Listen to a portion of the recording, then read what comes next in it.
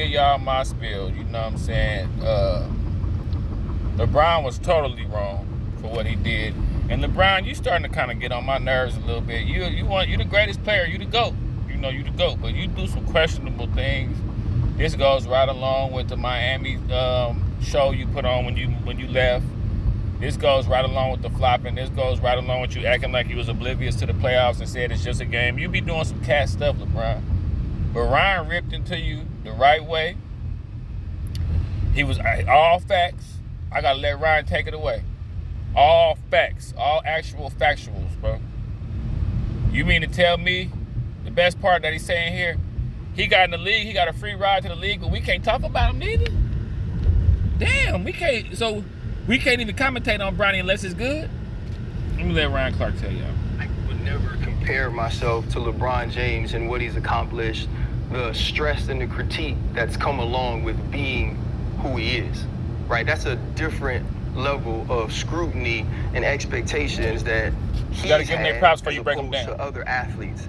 And I do understand the father part, though, right? Because I got 3 babies.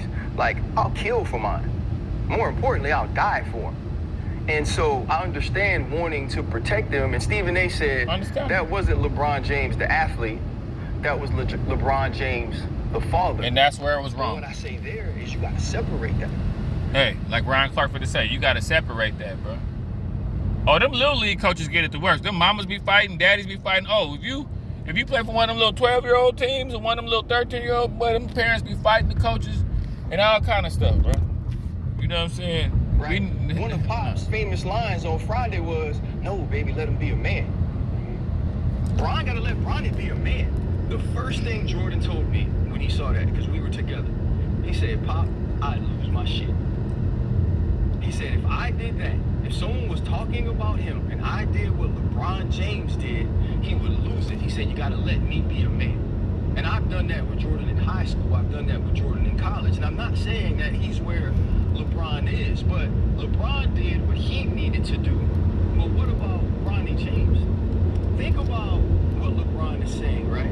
And I agree with this. Bronny James, for a 55th overall pick, for a guy who's played well in the G League and been on the bench and got, some minutes in the NBA, he is more negatively critiqued and analyzed than any player who would be picked in that position that does the job the way that he does it. Ryan, I love the way Ryan breaks it down. He's real good at breaking it down. He's also been drafted in a place that his resume probably didn't say he should have been drafted in. True. He's also benefited in NIL when he only averaged 4 points a game. He has marketing and commercials and publicity. 4 points a game.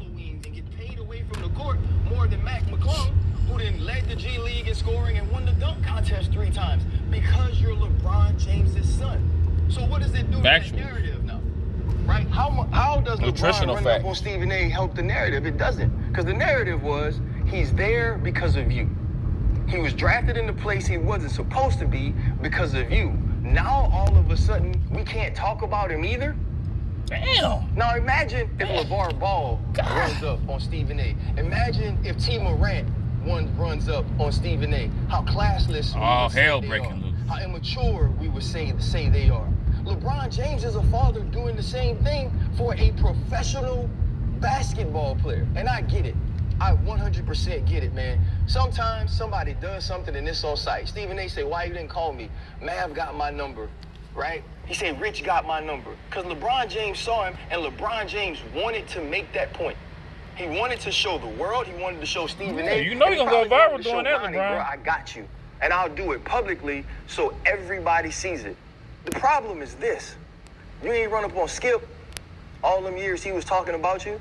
You ain't run up on everybody else all that time he was talking about you. And if you're going to run up on everybody that says Bronny James didn't deserve to be drafted where he was drafted at, you're going to have to do a whole lot of damn fighting. LeBron James, you got to come holler at me. I said so. I've ever seen has shown a poise and composure when people are talking about him negatively like I've never seen. He's truly been an example to every athlete in the world who's harshly critiqued, to his son.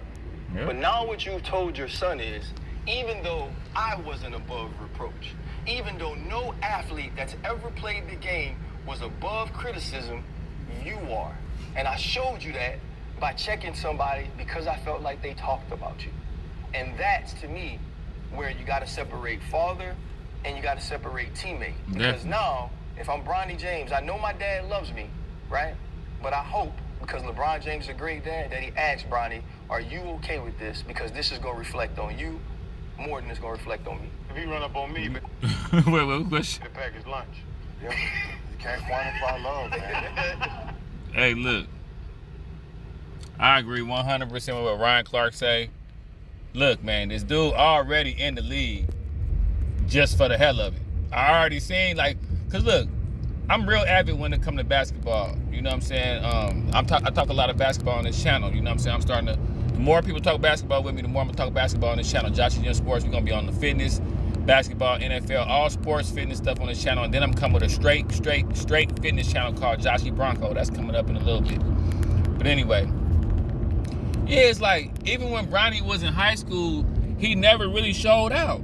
And I'm talking about, I've been looking at Slam Magazine. I've been looking at sports forever. Like, I know about high school players when they're in high school, how they got to show out what they got to do. And Bronny always had this poise, like, coach's son type of demeanor. Like, oh, I ain't got to really play. I'm going straight to the league. Like, I'm just going. But in my mind, I used to be like, Bronny, that's going to hurt you in the long run when you're playing against players that's going to be digging against you. You can do that in high school. You can do that in, like, the little school before, you know, the little AAU. But once you start getting to the NBA and college, where it's a player that's like ranked for real, and he really has to get it out the mud to be ranked, it's that whole lackadaisical cool thing you be doing is gonna backfire. But the Bronny, hey, but look on the cool though, Bronny was scoring in the G League. Bronny got action, so I don't want y'all to get it twisted. Bronny got action, man. I ain't hard on him like that, but as far as the players that got, because to get to the NBA, you gotta ball out. You gotta be like a special talent. So I feel where both sides coming from, but Brian, you tripping, bro. Like Ryan Clark said, we can't talk about him neither. Damn, bro. So we can't even talk about Bronny. So if Bronny have a bad game, so what if Bronny take a bad last second shot or something and miss? They're gonna have to last 3 seconds of the game. We can't even talk about that because, man, come on, LeBron, bro. You gotta chill out, man. Chill out. You know, take training wheels off Bronny and let him be a man, bro.